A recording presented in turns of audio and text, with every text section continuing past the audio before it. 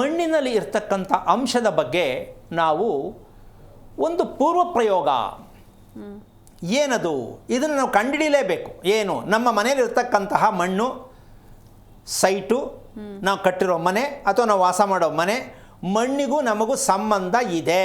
ಅದು ಒಳ್ಳೆಯದ ಕೆಟ್ಟದ್ದ ಅನ್ನೋದಕ್ಕೆ ರಿಸಲ್ಟ್ ಹೆಂಗೆ ಸ್ವಾಮಿ, ಯಾರ ಹತ್ರ ಮಣ್ಣು ತಗೊಂಡು ಟೆಸ್ಟ್ ಮಾಡಿಸೋಣ ಅನ್ನೋ ಪ್ರಶ್ನೆ ಬರುತ್ತೆ. ಅದಕ್ಕಿಷ್ಟೇ ವಿಚಾರ. ಏನಪ್ಪ ಅದು ಅಂತಂದರೆ, ಮನೆಯಲ್ಲಿ ಅದಕ್ಕೊಂದು ಸಣ್ಣ ಒಂದು ಉದಾಹರಣೆ ಕೊಟ್ಬಿಡ್ತೀನಿ. ಏನು, ಈ ಮನೆಯ ಮಣ್ಣಿನಲ್ಲಿ ಇರ್ತಕ್ಕಂಥ ಅಂಶವನ್ನು ಗಮನಿಸಲೇಬೇಕು, ಗಮನಿಸ್ತಾ ಇಲ್ಲ ಅಂತಕ್ಕಂಥ ವಂಶಕ್ಕೆ ಒಂದು ನಕ್ಷತ್ರ ಇದೆ. ಏನು, ನಂಬಲ್ಲ ನಾವಿದೆಲ್ಲ ಕೇರ್ ಮಾಡಲ್ಲ, ಏನಾಗುತ್ತೆ ನಮಗೂ ಗೊತ್ತಾಯಿದೆ ಬದುಕೋದು. ಈ ಥರ ಉಡಾಫೆ ಜೀವನದಲ್ಲಿ ಕೆಲವರು ಇರ್ತಾರೆ. ದೇವ್ರನ್ನ ನಂಬಲ್ಲ, ನಾವು ಯಾವುದು ಕೇರ್ ಮಾಡಲ್ಲ, ನನಗೆ ಗೊತ್ತು ನಾನು ಬದುಕ್ತೀನಿ, ಈ ಥರ ಪ್ಲ್ಯಾನ್ ಮಾಡಿರ್ತಕ್ಕಂತಹ ಒಂದು ಕುಟುಂಬದಲ್ಲಿ ಬರುತ್ತೆ ವಿಶಾಖ ನಕ್ಷತ್ರದ ಒಂದು ಮೊಳಕೆ. ದೇವರನ್ನು ನಂಬಲ್ಲ, ಯಾವುದೂ ಕಾರಣಕ್ಕೂ ನಂಬಲ್ಲ. ಈ ರೀತಿಯಾಗಿರ್ತಕ್ಕಂತಹ ಮನೆಗಳನ್ನು ಬಂಡತನದಲ್ಲಿ ಮನೆಗಳು ಕಟ್ಕೊಳ್ಳೋದು, ಎಲ್ಲಂದಲ್ಲಿ ಕಟ್ಟೋದು, ಏನಾಗುತ್ತೆ ನೋಡೋಣ ಅಂತ ಕಟ್ಟೋದು, ಅದಕ್ಕೊಂದು ಶಾಸ್ತ್ರ ನಿಯಮ ಏನೂ ಇರಲ್ಲ. ವಂಶಸ್ಥರು ಮಾಡೋದು ಇದು. ವಂಶಸ್ಥರು ಈ ರೀತಿ ಅಧರ್ಮವಾಗಿ ನಡ್ಕೊಂಡು ಬಂದಿರತಕ್ಕಂತಹ ಪ್ರಕ್ರಿಯೆಯಲ್ಲಿ ಹುಟ್ಟುತ್ತೆ ವಿಶಾಖ ನಕ್ಷತ್ರದ ಮಗು. ಇದಕ್ಕೆ ಎಷ್ಟು ಪ್ರೈಸ್ ಕೊಡ್ಬೋದು ಅಂದರೆ, ಎಂತಹ ಮಾಹಿತಿ ಕೊಡುತ್ತಮ್ಮ ವಿಶಾಖ ನಕ್ಷತ್ರ ಅಂದರೆ, ಯಾವ ಡಾಕ್ಟ್ರ್ ಕೈಲೂ ರಿಪೇರಿ ಮಾಡದೇ ಇರತಕ್ಕಂಥ ಕಾಯಿಲೆಯನ್ನು ಪ್ರಾಪ್ತಿ ಮಾಡುತ್ತೆ. ಡಾಕ್ಟ್ರ್ ಕೈಲಿ ರಿಪೇರಿ ಮಾಡೋಕ್ಕಾಗಲ್ಲ ಅಂಥ ಕಾಯಿಲೆ ಕೊಡುತ್ತೆ ವಿಶಾಖ ನಕ್ಷತ್ರ. ಏನದು ಅಂದರೆ, ದೇಹದ ಒಳ ಅರಿವು ಯಾವುದು, ದೇಹದ ಒಳ ಅರಿವು ಯಾವುದು ಅಂತ ಕೇಳಿದ್ರೆ ವಿಶಾಖ ನಕ್ಷತ್ರದವ್ರನ್ನೇ ಕೇಳಬೇಕು. ಒಳ ಅರಿವು ಯಾವುದು ಅಂದರೆ, ಯೂರಿನ್ ಪಾಸ್ ಮಾಡ್ತಕ್ಕಂತಹ ಫ್ಯಾಕ್ಟ್ರಿ ಇದೆಯಲ್ಲ, ಇದು ಪೂರ್ಣವಾಗಿ ಅಯೋಮಯವಾಗಿ ನಡೀತಾ ಇರುತ್ತೆ. ಇದನ್ನು ಹೇಳ್ಕೊಳಕ್ಕಾಗಲ್ಲ.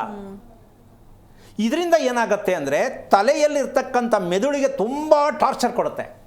ತಲೆನೋವು, ತಲೆ ಚಿರುಗು, ಬೇಜಾರು, ಸಿಟ್ಟು. ಸೊ ನಾನು ಎಲ್ಲಿರೋದು, ಏನು ಮಾಡೋದು, ಒಂದು ಗೊಂದಲ ಈ ಥರ ಆಗ್ತಾಯಿದೆ ಅಂತಕ್ಕಂಥ ಲೆಕ್ಕಾಚಾರದಲ್ಲಿ ಮೆದುಳಲ್ಲಿ ಯಾವಾಗಲೂ ಸದಾ ಕುಟುಕ್ತಾ ಇರುತ್ತೆ. ಮಲ್ಕೊಂಡ್ರೂ ನೆಮ್ಮದಿ ಇಲ್ಲ, ಖುಷಿಯಾಗಿರೋಕ್ಕೆ ಬಿಡೋದೇ ಇಲ್ಲ.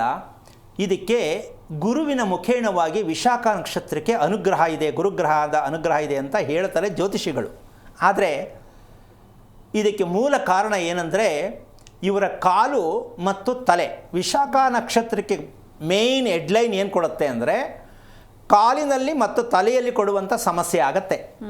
ಈ ಕಾಲು ತಲೆ ಸಮಸ್ಯೆ ಯಾರು ಇದೆ ಅವ್ರಿಗೆ ಯೂರಿನ್ ಪಾಯಿಂಟಲ್ಲಿ ಸಮಸ್ಯೆಗಳು ಎಷ್ಟೋ ರೀತಿಯಲ್ಲಿ ಅವರಿಗೆ ತೋರಿಸ್ತಾ ಹೋಗುತ್ತೆ. ಕಾರಣ ಏನಂದರೆ, ನಮಗೆ ಗಟ್ಟಿ ಮತ್ತು ತೆಳು ಈ ಎರಡು ಭಾಗ ನಾವು ಮಾತಾಡ್ತೀವಿ. ಗಟ್ಟಿಯಾದದ್ದು, ತೆಳುವಾದದ್ದು ಅಂತ ಮಾತಾಡ್ತೀವಿ.